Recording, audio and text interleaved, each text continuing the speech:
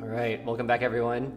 It's been a while since these videos. I actually don't know when this is gonna come out, but today is March 22, Yep. 1 month after we ran the Austin Marathon, our first marathon. So, yeah, I'll give it to Kayla to talk about Yes. why we ran the marathon. Here's the recap. So, I had this harebrained ass idea that we should run a marathon. I don't think it came from anywhere in particular other than me wanting to try something new and try to push myself. So, we signed up for the marathon. We did that on July 28th. I can't believe that was that long ago. So crazy. Yeah, so it was July, August, September, October, November, December, January. Basically like 6.5 months or something. Wild. So obviously there's a lot to talk about. First of which is training. So we had to do a lot of planning. It was like really training our endurance. We had to learn a lot about stretches, muscle groups, how much time we needed to train. Ooh, we'll talk about that later. I think by the time we ended this, it was somewhere around 600 miles up to the marathon. Crazy. Over 6 months. So yeah, we obviously bought a lot of stuff. So I'll start, I guess. Yeah, go for it. So we used to run regularly, like maybe 3 to 5 miles a week. Yeah. But for this, we had to get a bunch of new gear. I run in cotton underwear, so that was not useful. So I had to get some sort of like non-cotton underwear. I also sweat a lot, so I ended up buying headbands to capture my sweat. Kayla has a running vest, so I bought myself a running vest. And I think I have like plantar fasciitis or whatever it's called, so I had to get insoles as we were training. Yeah, mine was a little bit different. I had a few things that I had to deal with that Gregory didn't, which was like massive blisters on my feet. So I wore toe socks, I got hydrocolloid bandages, sports tape, gauze, and then on top of that, just like the normal sunglasses and hat, because I like to keep myself protected from the sun. So. And as we were training, we bought stuff like the running water bottles, electrolytes, carbs like goo gels, and obviously shoes. We had to get 2 pairs of shoes during our training time. Yeah. Because they only last they recommend to change it every 300 miles or so. But this was really mostly for the half marathon and training, because we'll talk about the actual marathon later. Yeah. I originally wanted to get a watch, but I realized as we went through it, I don't really need a watch because we use Nike Run Club on our phones, and it was fine without it. We actually ended up running both the half and the full without a watch, and we just like tracked it on our phones. So that was, you want to talk about nutrition or recovery? You can do nutrition. Okay, nutrition was a little bit interesting. We had never, I think either of us worked on nutrition this closely, and we tried a few different things. So we had a few different kinds of electrolytes, at least carbs, and that came through the form of like the goo gels. We tried like 2 different versions, and we were lucky because I think we got 1 goo gel, and that was like the first one worked fine for both of us. And then I was on those nerd gummy clusters because I don't really like eating sweet toothpaste for like 5 hours. So yeah, we learned a lot about recovery too, because whether different parts of our bodies are aching at different points in time, and kind of training up. We're like, sometimes I have to train my like lower back or my feet and my calves. But we learned about RICE, which is rest, ice, compress, and elevate. So we do that very regularly. I'll let you talk about blisters. And I started foam rolling because Kayla used to foam roll. I never used to do that, so I think it helped. So that's part of my routine. Yeah, now you kept that. You're still doing it.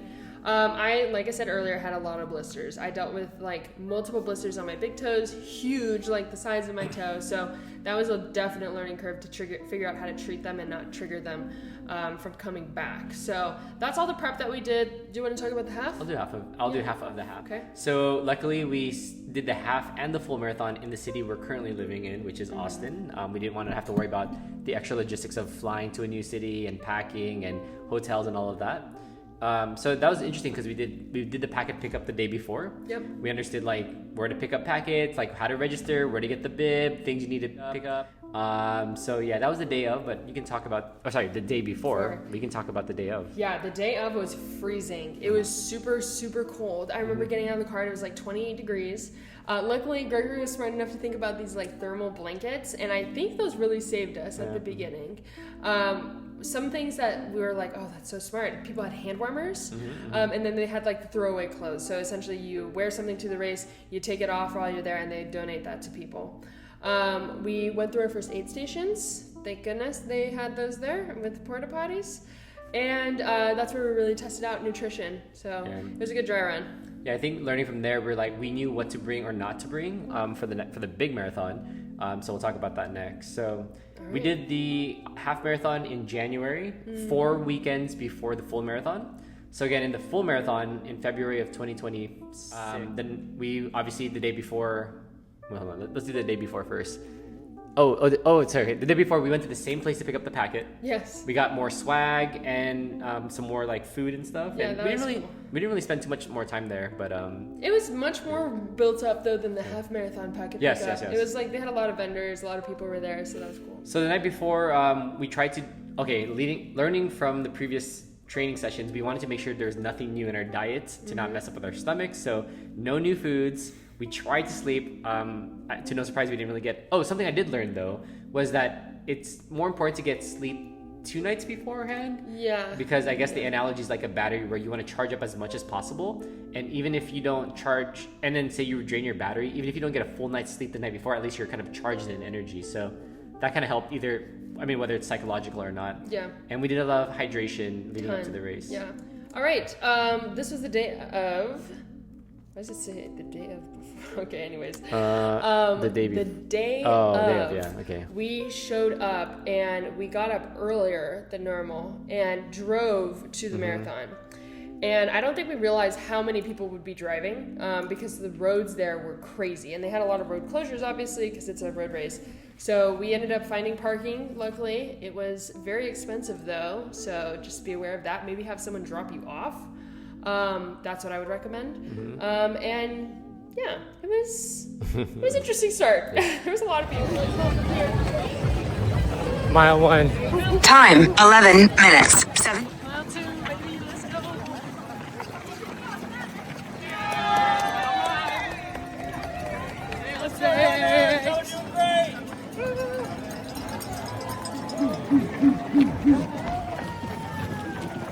Mile 7. Mile 11. First, I just want to talk about how we did not run super fast too. So like you can push yourself, I think, in these kind of things, or you can kind of take it easy. And we took it a little bit easier, and I think that probably is what helped us get through it. But yes, let's talk about pooping. So I think we're pretty regular in our routines, and luckily they had porta potties. So don't feel stressed if you are doing a marathon and you need to go to the bathroom because they have facilities on the course. And just one little piece of, I think, trivia, I guess, about the Austin Marathon before we move on is I think there was like 30,000 people that were running that marathon that day. So a lot of people did it. All right, would you want to talk about the end? Hills, yeah. So there were more hills. The half marathon was mostly downhill. Mile 19. 8 more to go. Mile 20. Mile 20. How are you feeling? Feeling good. Yeah? Tired? I can't believe we made it to mile 20. This is the longest we've ever run. Are you feeling tired? No, are you? Not tired? Nothing at all? I'm a little tired. Where are you feeling the pain? I'm feeling it in my toe right now. I'm feeling on my left foot. Yeah? My respiratory's fine. My legs are a little tired. Anything else? What do you got? You got your toe and what else? Got my toe, my knee. Your knees? Can we do 6 more miles? How did the race go for you though? Yeah, it was surprisingly. I mean, obviously, it was not easy, but it wasn't hard because we did so much training. Yeah. I was actually surprised. The last 5 miles really. I think the most we ran prior to the marathon was 20, maybe 18, 20 miles. Yeah. So doing the last 5 of 26 miles was really tough and different for us. Yeah, that was. But yeah, do you want to talk about pooping? I will talk about pooping in a second. All right. Mile 21. 5 more to go. 1 hour. 1 episode. Mile 22. 4 more to go. 3.2 fucking miles to go. Let's do it. All right, we are at mile 25. Hallelujah. 1.2 miles to go. Yeah, like the elevation was mostly down, but there are a lot more hills and not friendly enough. Like in the last mile, there's like the craziest hill. Mile 1? Mile 1? What the hell? 1 mile to go, baby. All right, we're approaching mile 26. Woo! 0.2 miles to go. We'll see you guys at the finish line. All right, we're on the final stretch here. There's Kayla. There's the Capitol somewhere there. There it is. So messed up. Day out. You want to talk about the day after? Yeah. Next. So again, Gregory and his planning genius, he basically said, we need to get food the night before so that when we're done with the race, we can eat immediately. Yeah. And we had 2 Subway footlongs waiting for us. Oh, that's funny. And they were kind of not that good, but in that moment, they tasted great because we were so hungry and we were so ready to go. So bring a sandwich. All right, cost. So the half marathon I think was like $100 each. I think the full marathon was like $250 each. Yeah. $250 each or something. Mm-hmm. Highest cost I think were our shoes. Maybe it's kind of the same price as the marathon because basically we spent about $100 each for each pair of shoes. So we probably spent $400 or $500 on that. Yeah. And then I'll talk about the travel. Go for it. Parking. Let's see. So the half marathon, lucky enough, there was just like it was at like the meeting point was in like a strip mall area with Dave & Buster's, so that was free parking. But the day of the marathon, it was so busy. The parking structure charged, I think it was $26.20. I think they were trying to make up for that marathon number. Not funny, guys. Luckily, local. Nope. Okay, yeah. So again, it was fortunate that we stayed local to where we're living now. Yeah. So we didn't have to do any like planes or hotels. No time jumps. Okay, energy, rest and recovery day of and after training was really interesting.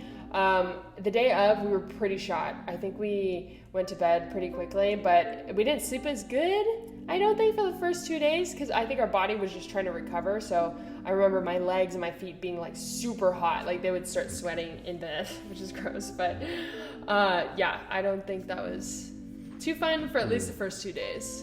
Yeah. What are your thoughts on that? Yeah, so energy-wise, I think my legs were shot for like a day, but overall did pretty well. Yeah.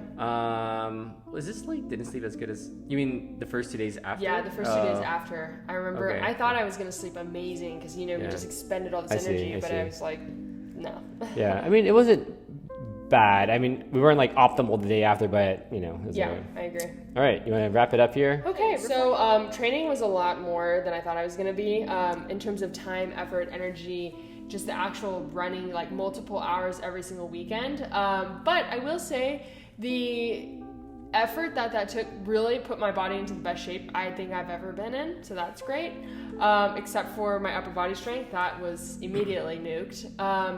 It was really cool to see the other runners the day of. There's so many people that it feels like when you're training, you're like all alone. Well, not in my case, but seeing 30,000 people was neat. And then I'm not sure I'm gonna do another one anytime soon, but it was an interesting experience. I'm glad I did it when I did it. How about you? Yeah, I mean it's no surprise. I think to me it was just either net neutral or net positive, mostly because at this phase of my life I'm more excited to kind of use energy and time towards building the business. And I think the biggest thing that we didn't really think about at the time was how much time and energy it's going to take. Yeah. Both like, again, the like week to week training, the overall running, the sleep, the energy. But I think it was worth it to do it one time at least as a bucket list item.